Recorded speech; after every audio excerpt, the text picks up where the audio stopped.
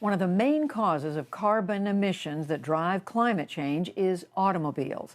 And General Motors made big waves in its industry recently by announcing a dramatic ramp up in electric vehicle production and plans to be carbon neutral by 2040. William Brangham talks with a senior executive at the car maker about the challenges of meeting those goals.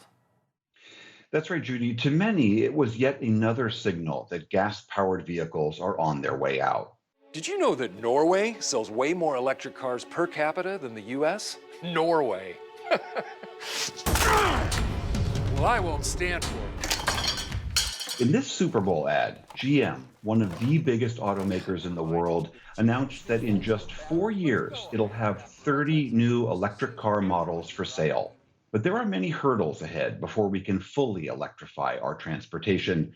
Joining me now is Dane Parker, Chief Sustainability Officer for General Motors. Dane Parker, great to have you on the NewsHour. Some of the initial press after this ad ran was that GM is fully phasing out gas-powered vehicles. I mean, that's not totally the case. Can you just give us a sense, what are GM's plans for electric vehicles?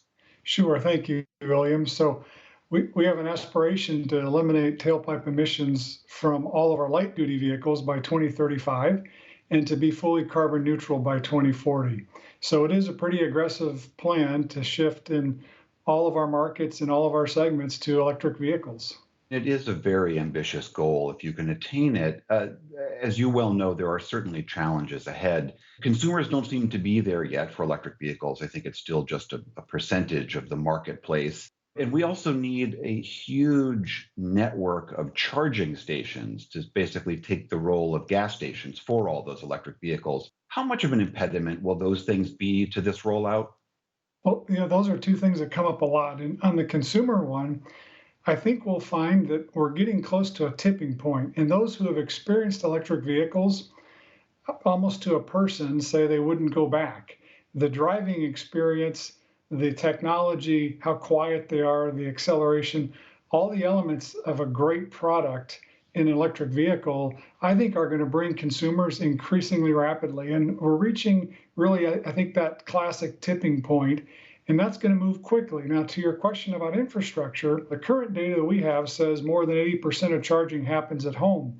And there's a large number of current consumers who are able to charge at home. And for them, this will be seamless, because the range of these electric vehicles is going to be sufficient for the vast majority of use cases. For those who can't is where we need help in developing that infrastructure. I think there's plenty of momentum we can build over the next several years with those who are able to charge easily, and give us time to build the infrastructure out for those who are in areas either where they can't charge in their housing or their work, so that we can get retail options available for them.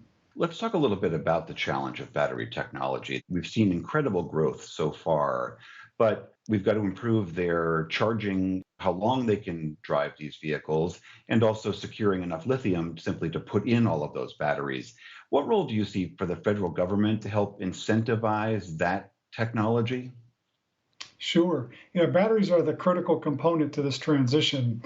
And whether it's mineral supply, like you mentioned with lithium or cobalt, or the production of those batteries, I think government will play an important role in incentivizing the research and development that's needed to remove things like lithium from batteries, or like cobalt, come up with alternative technologies and alternative materials, but also to encourage the production of those batteries in the United States, which certainly is important from an energy security perspective and simply from a supply chain perspective. If GM is going to be continuing to sell, in part, gas-driven vehicles, how will you achieve carbon neutrality by 2040? 75% of our footprint is tailpipe emissions. And so if we can eliminate those in all of our light-duty vehicles by 2035, and in our operations through the use of renewable energy and increasing energy efficiency, we get to a point by 2035 and beyond where we're pretty close on our own. And so the few remaining tons that we'll have that might relate to heating, industrial heating, things like that, we feel like we'll be able to offset with carbon credits. But the vast majority of what we do, we'll be doing by changing our products and changing the energy footprint used to charge those products, as well as run our own operations. Certainly, this news has been cheered by many environmental groups. There's also been some skepticism who point out that for many years, GM was trying to get the Trump administration to dial back auto emissions rules, and that makes them question whether or not that this commitment on GM's part is for real. I want to read you a quote from Dan Becker. He's at the Center for Biological Diversity. This is about that carbon offset issue. He wrote, quote, "Given GM's polluting track record, their promise to arrange some offsets to sop up the pollution from gas-powered SUVs and pickups that they still plan to make is just smoke and mirrors." What is your reaction to that? I think there's been in various comments questions about how we would use offsets. And part of what we set out with our 2040 commitment was to use a science-based target methodology to get there.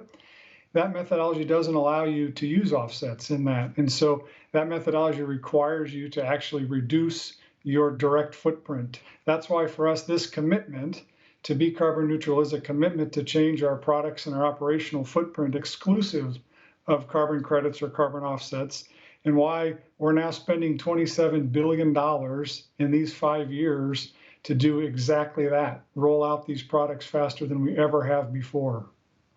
All right, Dane Parker, Chief Sustainability Officer for General Motors, thank you very much for joining us. Thank you, William, for the time.